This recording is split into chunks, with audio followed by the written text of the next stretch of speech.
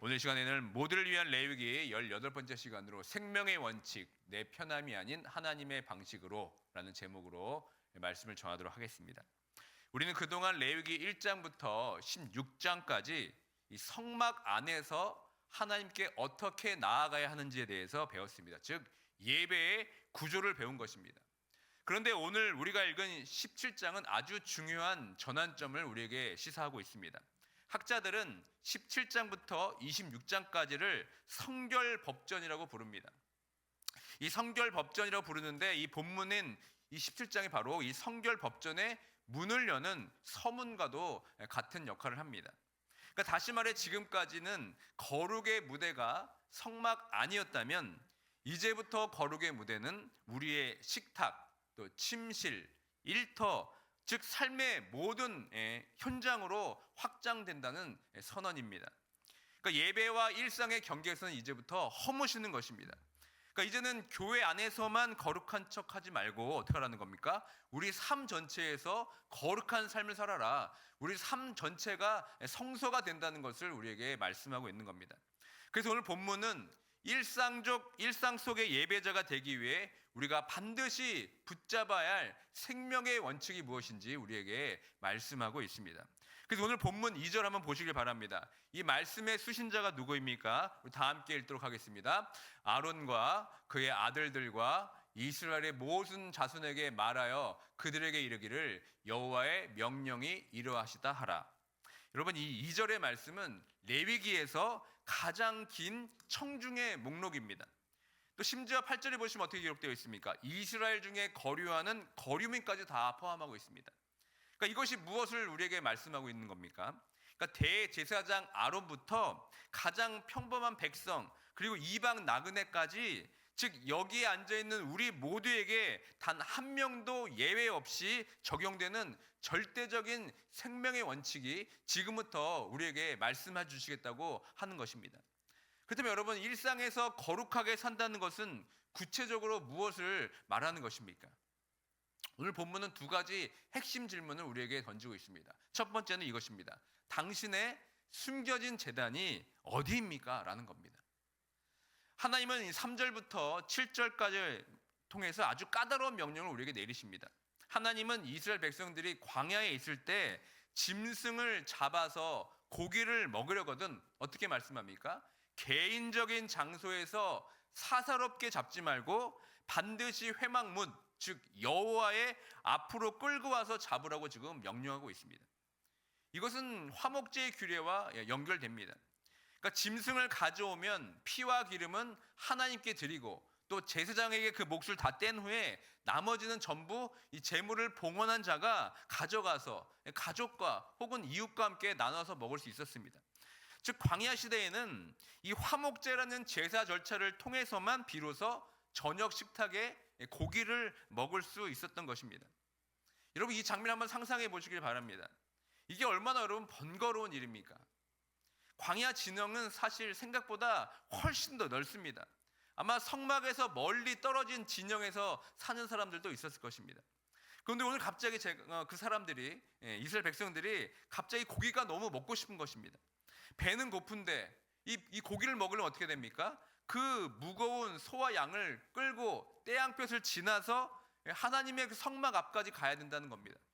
거기서 끝입니까? 아니죠. 줄을 서서 제사장을 기다려야 하고 복잡한 제사 과정을 다 거쳐야 합니다. 우리 같으면 어떤 유혹이 들겠습니까? 야, 너무 멀다. 귀찮으니까 꼭 거기까지 가야 하나? 하나님도 내 배고픈 사정 다 아시겠지 하면서 아마 여기서 몰래 잡아먹을까? 아마 이런 생각을 아마 하셨을 것입니다. 그런 유혹이 여러분은 얼마나 크겠습니까? 절차의 번거로움 때문에 몰래 회막 밖에서 고기를 잡아먹고 싶은 마음이 아마 굴뚝까지 컸을 것입니다. 그런데 하나님은 오늘 말씀을 통해서 아주 단호하게 말씀하십니다. 만약 이를 어기고 몰래 밖에서 잡아먹으면 어떻게 됩니까? 4절 한번 보십시오. 4절 보시면 그 사람을 피 흘린 자로 간주하여서 백성 중에서 끊어버리겠다고 말씀하십니다. 그러니까 원어적으로 이 표현을 보시면 살인죄를 적용할 때 쓰는 아주 무시무시한 법적 용어를 지금 하나님께서 말씀하고 있습니다. 하나님이 허락하지 않은 방식대로 생명을 취하는 것은 비록 짐승일지라도 살인과 같은 무게로 다루시겠다는 엄중한 경고를 지금 하고 계십니다. 도대체 무엇이기 때문에, 왜 고기 한번 먹는 것을 이렇게 막으시는 것입니까? 그 결정적인 이유가 바로 7절에 나옵니다. 우리 7절의 말씀을 다 함께 읽도록 하겠습니다. 그들은 전에 음란하게 섬기던 순념소에게 다시 제사하지 말 것이니라. 이는 그들이 대대로 지킬 영원한 규례니라. 여기서 이 순념소라는 이 히브리어가 세이림이라고 합니다. 이 뜻은 뭐냐면 털이 많은 자라는 뜻입니다.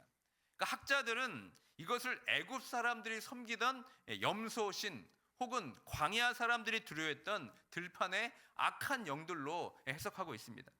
그러니까 이스라엘 백성들은 하나님을 섬기면서 하나님을 섬기기 위해 성막도 지어 놓으면서 마음 한구석엔 어떻습니까?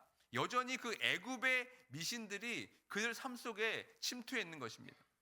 광야의 사람들은 이런 염소 귀신들이 자신들에게 피해를 줄까 봐 두려워해서 그들을 달래려고 제사를 드리곤 했다는 겁니다. 이스라엘 안에서도 애굽과 광야에서 보아온 그런 미신적 습관과 유혹이 남아 있었기 때문에 하나님께서는 순년소에게 다시 제사하지 말라고 지금 철저히 금하신 것입니다. 사람들이 내 몸의 편리함을 핑계로 성막을 떠나서 은밀한 곳을 갔을 때 그들은 여러분 단순히 고기만 먹은 것이 아니라는 것입니다. 그 은밀한 들판에서 고기를 먹는다는 핑계하에 자신들이 음란하게 섬기던 그 순념소 우상들에게 마음을 빼앗기고 있었다는 겁니다. 그러니까 하나님은 그 말씀을 통해서 우리에게 무엇을 말씀하는 겁니까? 지금 그 이중적인 태도, 영적인 양다리를 끊어내라고 지금 말씀하는 것입니다. 이 고대 이스라엘의 모습은 우리에게 뼈아픈 질문을 던집니다. 우리 역시 주일에는 교회에 와서 거룩하게 예배를 드립니다. 그러나 월요일부터 토요일까지 우리의 삶의 이 현장, 이 광야에서는 여러분 혹시 은밀하게 제사 지내는 나만의 순념소는 여러분 없으십니까? 하나님도 믿고 하나님을 섬긴다고 하지만 실상은 돈이 있어야 안전하고 여기고 있다는 믿는 마음, 또 자녀의 성공이 곧 나의 구원이라 믿는 마음, 내 육체의 쾌락을 위해 몰래 시간을 바치는 행위들, 결국 여러분 이것이 다 내가 하나님보다 더 신뢰하고 사랑하는 그 우상들을 섬기는 것이 아닙니까? 그렇다면 지금 이 시간 내 마음속에 깊이 새겨진 순념소가 무엇인지 우리가 어떻게 알 수 있습니까? 굳이 종이에 적어보지 않아도 될 것입니다. 우리 마음은 이미 다 답을 알고 있을 겁니다.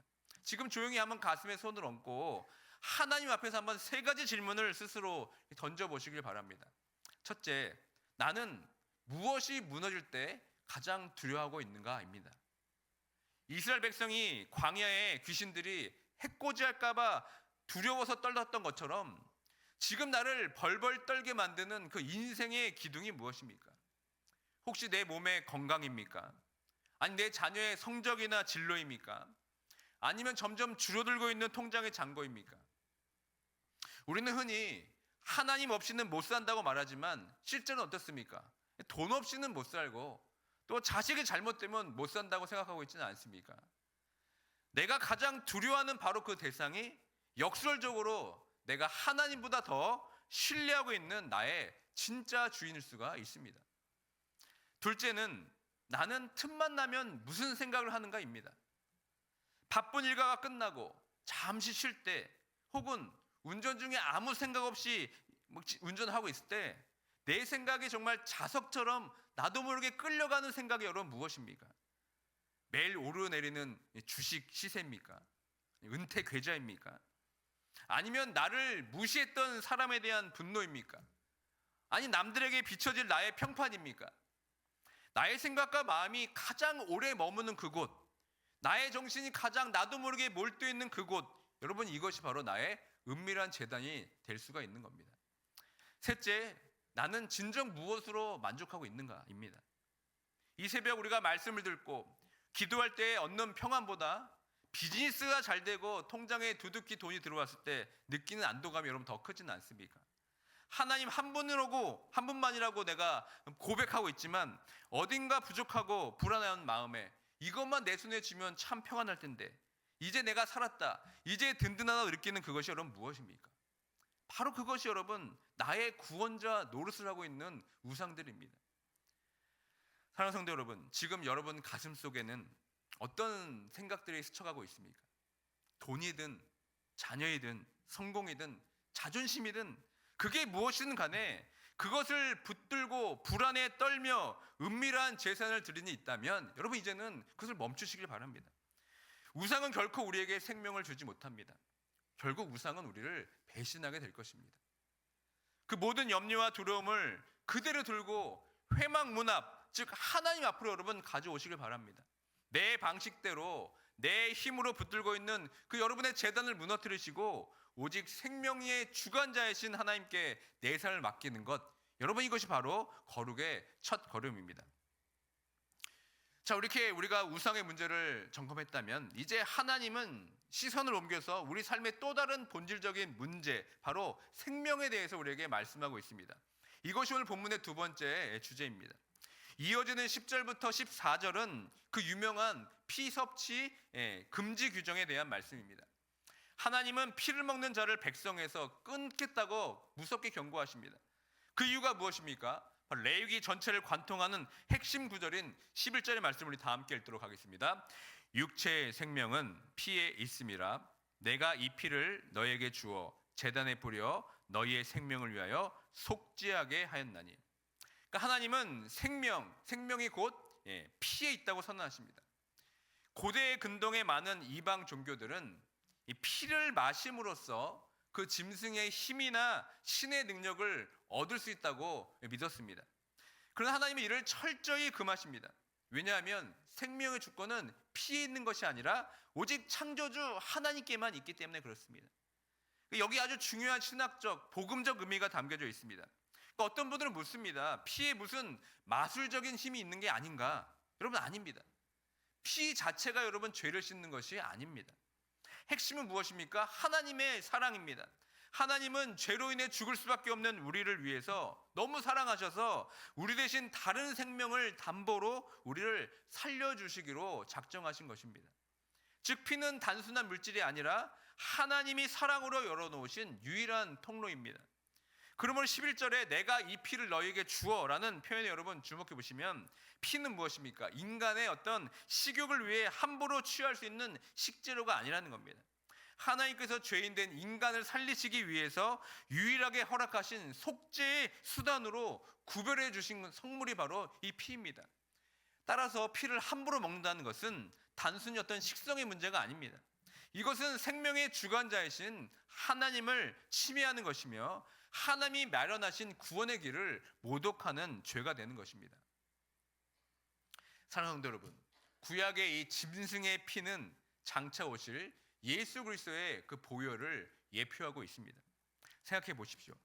구약의 백성들이 정말 한갓 짐승의 피조차 정말 생명처럼 귀하게 여겼다면 오늘 우리는 하나님의 아들이신 예수 그리스도의 피를 얼마나 더 귀하게 여겨야 되겠습니까? 우리가 세상에 실패하고 넘어져도 다시 일어설 수 있는 유일한 근거는 나의 자경이나 공로 때문이 아닙니다. 바로 하나님이 선물로 주신 이 생명의 피 예수 그리스도의 보혈이 지금 우리를 덮고 있기 때문에 그렇습니다. 내가 오늘 숨쉬고 살아가는 이유가 무엇입니까? 누군가의 생명, 누군가의 피가 나를 대신했기 때문에 그렇습니다. 구약 시대는 짐승의 피였지만 지금 우리는 하나님의 아들 예수 그리스도의 피값으로 우리가 오늘 살아가고 있는 겁니다. 그러므로 이 피를 대한 태도가 곧 하나님의 은혜를 태하는 나의 태도인 겁니다. 그러니까 이 사실을 우리가 진짜 믿는다면 우리가 어떻게 하루하루 주어진 이 시간들을 어떻게 함부로 살 수가 있겠습니까? 나의 하루는 여러분 예수님의 생명과 맞바꾼 하루입니다. 내가 만나는 저 성도, 내가 매일 대하는 가족도 마찬가지입니다. 내가 만난 성도와 가족이 나의 짜증을 받아내는 여러분 감정의 쓰레기통이 아닙니다. 정말 예수 그리스도의 보혈의 피로 구원받은 나와 동일한 구원받은 자녀라는 겁니다. 예수님이 피 흘려 사신 세상 무엇과도 바꿀 수 없는 존귀한 생명들입니다. 그러므로 여러분 성도의 삶은 내 생명이 내 것이라며 함부로 낭비하는 삶을 살아서는 안 됩니다. 여러분 솔직히 우리 모습을 한번 들여다보시길 바랍니다. 우린 때로 나 자신이 너무나 초라해 보일 때가 많이 있습니다. 하는 일마다 안 되고 또 남들과 비교해서 나는 왜 이 모양일까 라면서 스스로 자초할 때도 참으로 많이 있습니다. 또 가장 사랑해야 할 가족에게 내 자존심 하나 지키겠다고 독한 말로 상처를 입히면서 그들의 생명을 갉아먹기도 하는 것이 우리들의 모습이기도 합니다. 도대체 왜 그렇습니까? 그것은 여러분의 그 생명의 가치를 잊어버렸기 때문에 그렇습니다. 오늘 이 피해 복음 앞에서 우리가 눈을 다시 새로 떠야 합니다. 하나님 말씀하십니다. 네가 얼마나 비싼 존재인지 아냐. 나는 너를 살리기 위해서 내 아들의 피를 전부 지불했다. 오늘 우리에게 이렇게 말씀하십니다. 여러분, 이것이 진짜 믿어진다면 우리는 결코 자신을 싸구려 취급할 수가 없습니다. 세상이 나를 알아주지 못한다 하고 또 내가 실패해서 넘어진다 하더라도 나는 예수짜리 인생이기 때문에 여러분 절망할 필요가 없는 겁니다. 또한 내 옆에 있는 남편, 아내, 자녀를 우리가 함부로 대할 수가 없습니다. 또 저 사람 또한 예수님의 피값을 사신 천하보다 귀한 보석들이 바로 우리 주변에 있는 내 가족들과 이웃들과 성도들입니다. 사랑하는 성도 여러분, 오늘 하루를 한번 이렇게 사는 것이 어떻겠습니까? 거창한 구호를 우리가 외치지 않아도 좋습니다. 다만 나 자신에게 어떤 실망스러운 순간이 올 때, 또 누군가에게 정말 화가 치밀어 오는 그 순간에 여러분 딱 하나만 기억하십시오. 이 생명이 얼마짜리인데, 예수님이 피를 사신 생명이 바로 내 자신인데, 여러분 그 거룩한 무게감을 느낀다면 나를 소중히 여기게 되고 이웃을 존중하게 되는 것입니다. 이것이 바로 피의 복음을 아는 진짜 거룩한 삶의 모습이 되는 겁니다. 오늘 레위기 17장은 우리에게 분명히 선포하고 있습니다. 내 방식이 아닌 하나님의 방식으로 섬겨라. 내 편리를 따라서 은밀한 들판에서 순념소를 섬기던 이중적인 삶을 멈추고 내 생명이 예수의 피로 값주고 산 존귀한 것임을 기억하면서 거룩하게 살라고 오늘 우리에게 도전하고 있습니다. 그런데 여러분, 이 거룩한 삶이 어떤 한 번의 결심만으로 될까요? 그렇지 않습니다. 편리함을 쫓아서 오랫동안 내 방식대로 살아온 습관이 여러분 결코 쉽게 고쳐지지가 않습니다. 그래서 우리에게는 훈련이 필요한 것입니다. 특별히 우리가 진행하고 있는 60일의 무릎의 기도 운동은 여러분 단순한 교회 행사가 아닙니다. 이 시간은 어떤 시간입니까? 내 방식대로 굳어진 세상의 근육을 다 풀고 하나님의 방식대로 사는 거룩한 훈련의 시간입니다. 이스라엘 백성들이 귀찮더라도 짐승을 끌고 회막문 앞까지 나와 있듯이 우리도 매일 우리 삶 가운데 기도의 자리로 어쩔 수 없이 무조건 나와야 되는 것입니다. 오늘처럼 정말 날씨가 춥고 또 몸이 피곤하고 정말 그냥 집에 있을까라는 유혹이 있어도 그 불편함을 뚫고 나와야 되는 것입니다. 사실 이 자리에서 말씀을 전하는 저에게도 똑같은 유혹이 있습니다. 여러분들 아시다시피 갑자기 닥친 이 혹한의 추위, 정말 온도가 영하 화씨 20도까지 마이너스 20도까지 떨어지는 이 추위 가운데 많은 고민이 있는 겁니다. 학교들도 지금 문을 다 닫았습니다. 목사님 저조차도 내일 토요 새벽 예배 쉬어야 하나 하는 고민이 정말 수없이도 들었습니다.